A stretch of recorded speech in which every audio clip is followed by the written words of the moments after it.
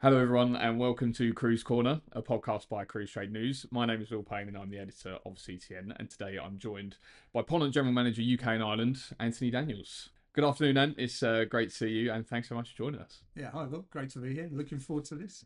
Straight away, I've got to address the elephant in the room. It's very strange calling you Ant, but I'm going to stick with it. For those of you who don't know, I'm sure most people do by now, but Ant is my father, and yeah, it's certainly something.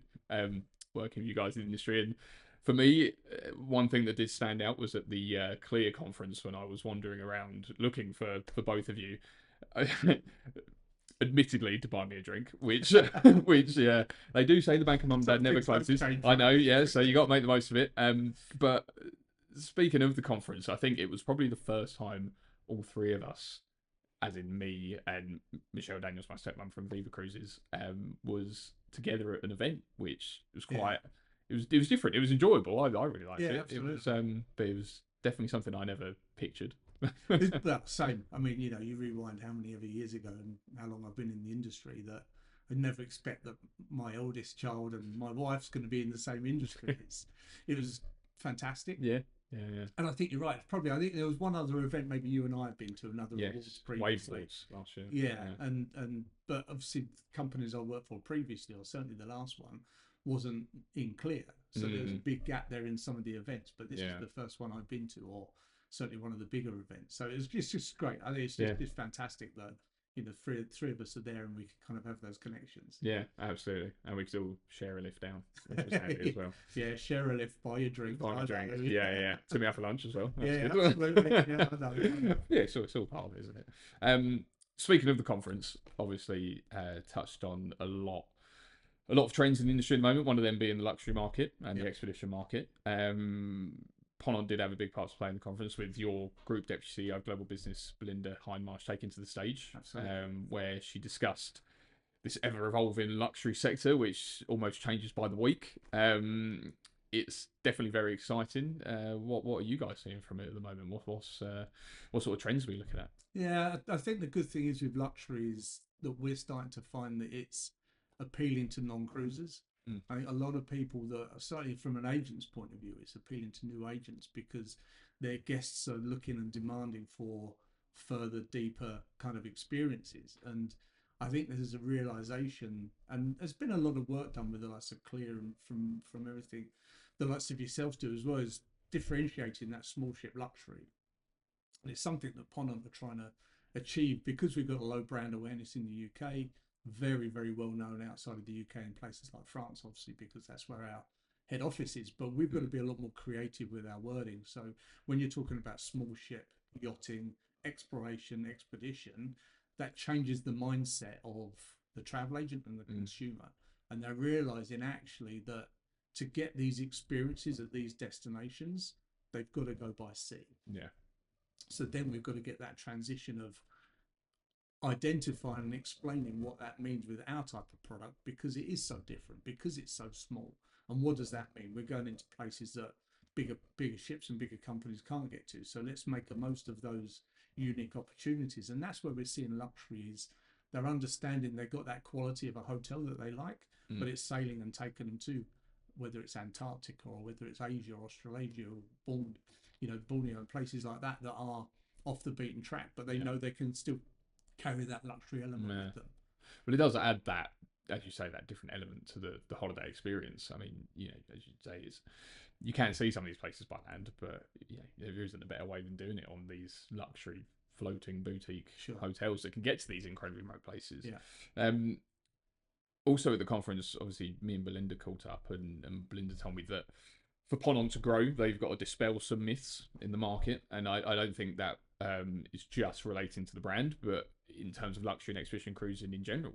To be Yeah. honest, is that something that's on your agenda in your role? Obviously, you've been there now for just over a year. Is that something that you're still pushing to do? Is it something that you're still working on? And if so, how are you doing that in the market? Yeah, there's a couple of things, a couple of core areas that we have to work harder on. It's the brand in the sense that we're a French company and we've been established for 35 years, but we've evolved from a French company for French people to a French company with a French heart and ethos, appealing to the international market. And we've already done a really good job in places like America and Australia, where the sales that we're getting from there is really resonating now and becoming really important to us.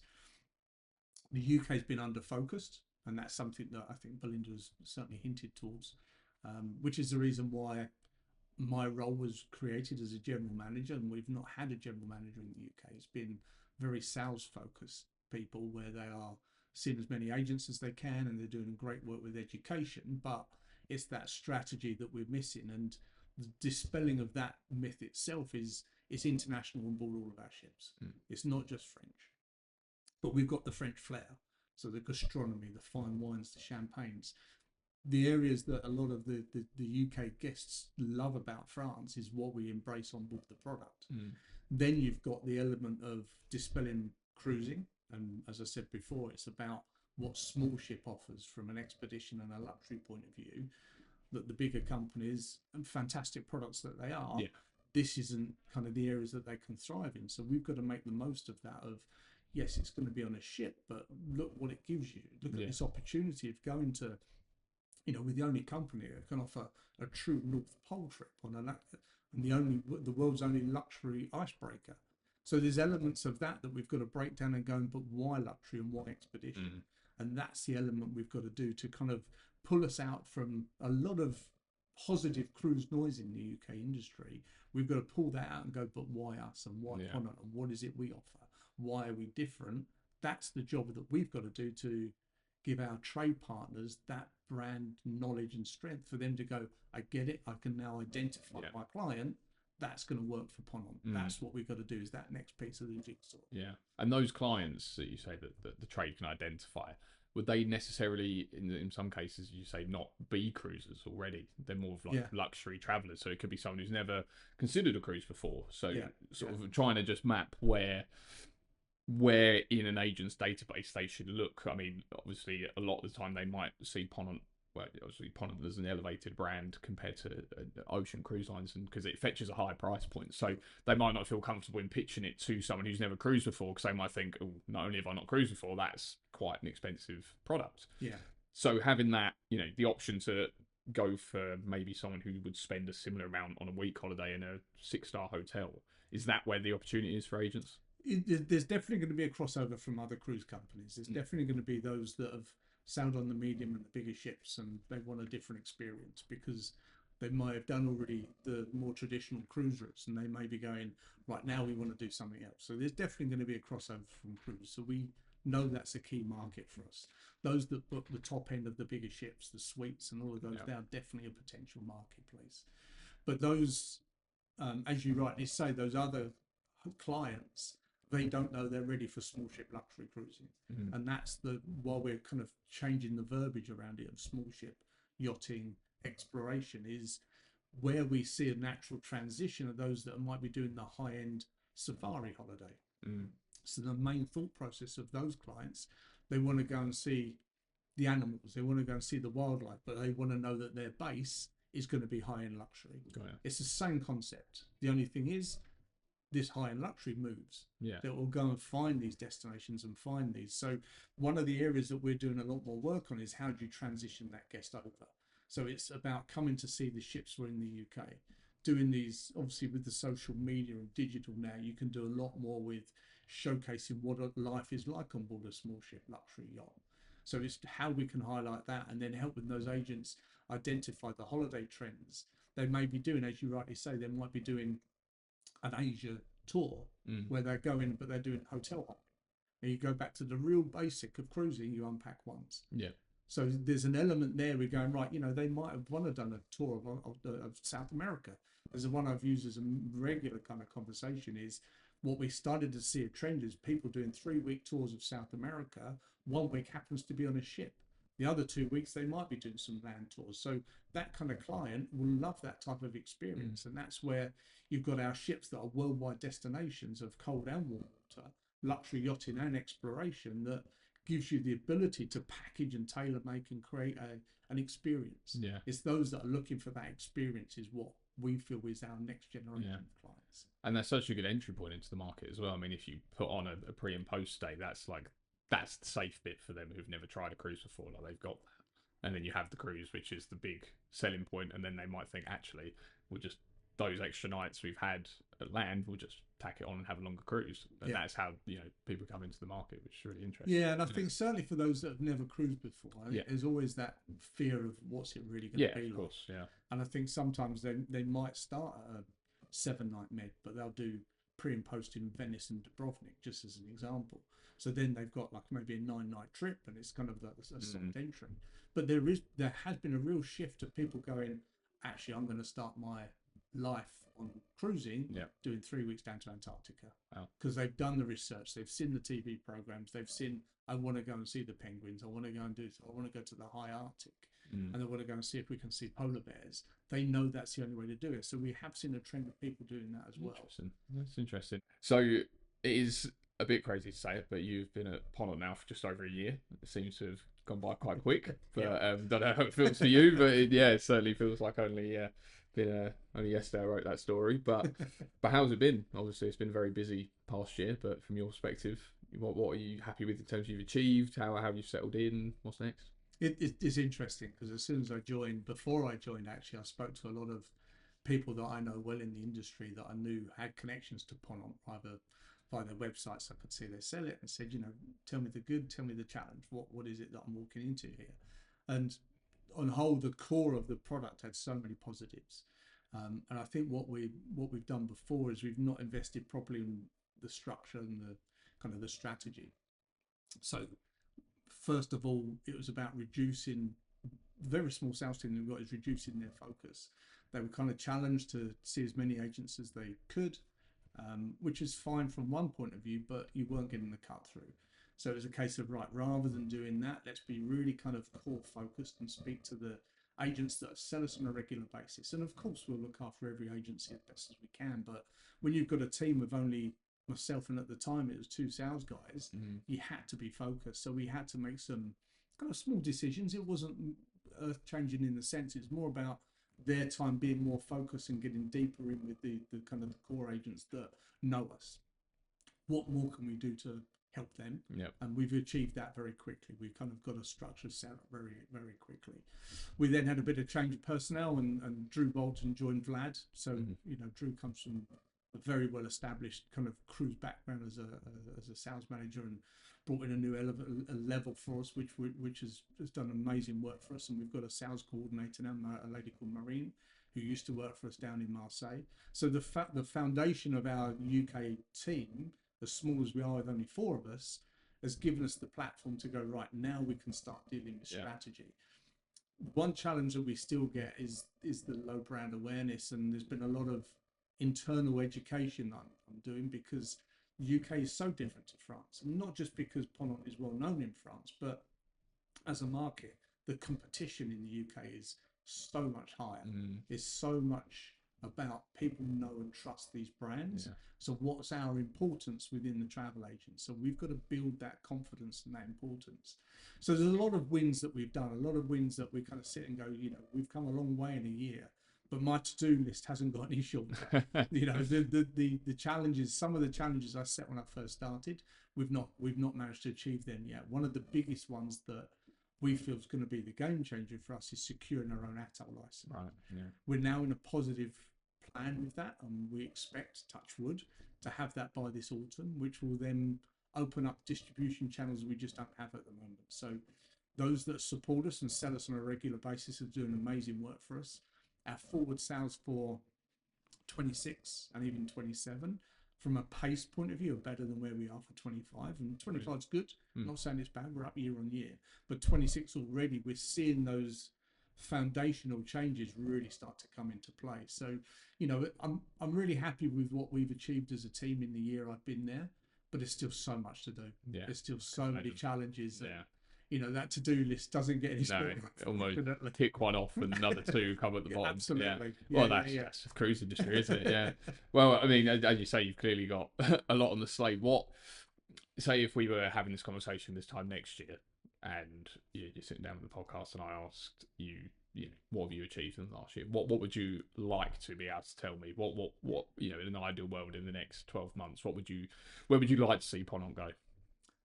I think the first thing is we achieved the ATOL license. which then opens up those distribution channels to those agents that need us to do the packaging. And obviously, we want to grow our direct business, but we need all channels. I need to trade. We absolutely make sure that we look after them whilst we still have a direct channel. But I think what that would then mean that in 3, 6, 9 months' time, I'm then looking at growing the business growing the company, I should say, in the UK. So we'd then look at maybe increasing the sales team to look after the more developing agents that need more hands-on approach. So we've got the key accounts. We've kind of got a great structure there already. We then kind of grow that second and third tier agents that need more development, and then a marketing team and a marketing manager. Because I think then the whole thought process of how we work will change. At the moment, it's very trade focused, and again, I have zero problem with that. But if we're going to grow as a company and that development that we want from the UK market for Ponant, we need both channels. We need direct, we need trade, and they need to work in harmony. So I'd hope to say in a year's time that we're sitting there going, right, we've got the ATOL license, we've got this. I'm in the recruitment process, and who knows? I mean, at some point we've anecdotally said about open an office in the UK. I mean, that's probably a couple of years down the line yet. We've got to make this platform work. Of course. So I think that's got to be the next step for us, that we've got those core working for us, and we've got second and third tier actively pushing us on a regular basis. Sounds very exciting, and I can see why your to-do list is so very long. But it is. Yeah, if all those things come to fruition, it'd be great. And you know, I can speak on behalf of our readers where it is really exciting to see where Ponant's going, and obviously all the updates we've had in the last few months, it is moving in the right direction, which is great.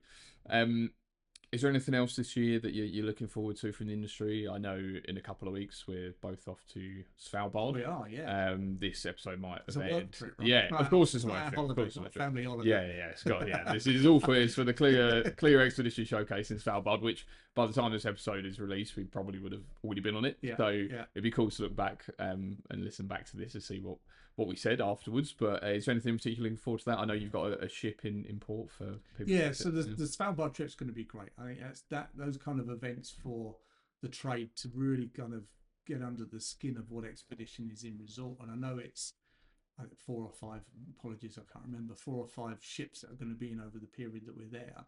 So you get that real hands-on, let's go and meet the expedition team, let's look at the ships, look at the facilities, but we're also doing excursions there. So it does feel like we're going to be a day or two in the expedition territory. So I'm really looking forward to see how that works. We've then got 1 or 2 fan trips coming this year, one that we've got confirmed that we're looking at for October, and a second one we're just trying to sign off at the moment. So hopefully, again, by the time this goes live, we'll be talking about that. So there are a couple of the areas that we're looking forward to, because that experience of our product is what really makes a big difference. So I think they're probably the 2 things outside of the functional ATOL license process, which is very long, very challenging. It's that experience and how else we can engage with our trade partners. And there'll be another couple of events that we're looking to do towards the end of the year, and hopefully we'll be able to kind of announce them after the summer break, July and August. So what we do is start really kind of moving from September onwards really aggressively, and then we'll start announcing what our wave campaigns will be in that autumn season. So then we get people aligned for what we're doing in January through to March. Brilliant. Sounds very exciting. I mean, for me, I'm very excited for the 24-hour sunshine in Svalbard. That should be an interesting one. It's a great experience. I've been to Svalbard during the summer, and it does play with your head. Yeah, it is. Imagine. You kind of come out of places. I won't just say bars, but other places. That's you come out and it's like 10, 11 o'clock at night, and it is daylight. And it is like outside right now. Yeah, this feels weird. Quite surreal. Luckily, the hotel rooms have all got blackout blinds, because otherwise it would just. I don't think we could go 4 days without sleep. No, I know we've tried before, but I don't think we could. I don't think we could do that on this trip. No. So we always like to end these episodes a little bit differently, and to get your advice. And for me, I think, I remember growing up and you took us on cruise ships, and I got to experience what it was like. I remember once in Southampton, and in some ways I feel like that's how I ended up where I am today, almost. I'm sure we'll get into this in another special episode that we're doing, but I think it's safe to say you've done your fair stint in cruise. How many years has it been? It's about 36, 37. I don't like to count. Yeah. It's around that kind of level. I assume around 20 it sort of blends. Seriously, stop counting. It's like birthdays. You don't want to know after all. So yeah, you clearly speak with a lot of pedigree. But if someone was listening to this podcast who is just starting out in a career in cruise, whether that be in marketing, in sales, as an agent with a cruise line, or whatever it may be, what advice would you have for that person who is looking to take that next step? I'd get involved. Any opportunity. Don't always stick in the lane that you've set at the moment. If you're in sales, consider what's going on in marketing. If you're in marketing, look at what they're doing from an onboard experience. You know, I think the wonderful thing with the cruise industry, and I'm not on my own, as you well know, there's so many people that work in the cruise industry that stay for the whole duration, but they'll work for different companies. They'll work for different departments in different companies. And if you can get that rounded view from an onboard experience, from a sales, from a reservations, you know, my first job in cruising was reservations for Norwegian Cruise Line. And at that time, I looked at the sales guys and thought, let's see what they're doing. So I then started putting my hand up to go, I'm going to come on one of the road shows, or can I come out and meet the key accounts that I talk to on a daily basis? So get involved, put yourself forward, because I think what you'll find is it's actually a really good industry to be able to transition through, not just companies, but through departments. So completely open your mind to go and even consider working on board. I mean, if you get that rounded view from the consumer's point of view while you're at sea, but also reservations and sales and marketing, that experience is invaluable, and that'll open up doors for you in the future. So yeah, I just put your hand up, get involved, and look at other departments. Brilliant, really good advice. And slash dad, I could talk to you. I could talk to you for hours, but that is all the time we've got for today.